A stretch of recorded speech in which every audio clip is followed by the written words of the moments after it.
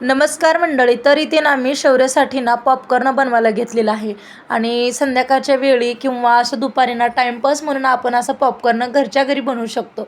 तर मी ना डीमार्टमधून ना पॉपकॉर्नचं एक पॉकेट आणलं होतं. तर इथे बघा, एक चमचा तेल टाकलेलं आहे. त्याच्यामध्ये ना एक थोडीशी हळद टाकली आणि चवीपुरतं मीठ टाकलं आणि नंतर ना हे पॉपकॉर्न असतात ना ते ॲड केलेलं आहे कढईमध्ये आणि नंतर ना आपण छान ना त्याला परतून घ्यायचं, म्हणजे जेणेकरून मीठ आणि हळद ना सगळ्यांना या मक्याला लागली पाहिजे.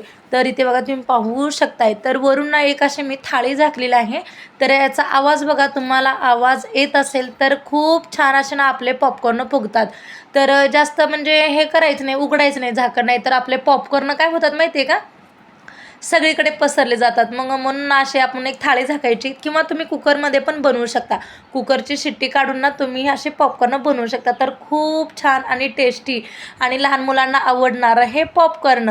तर चित्रपट वगैरे पाहताना ना असे पॉपकॉर्न ना टाईमपास म्हणून खाल्ले जाते.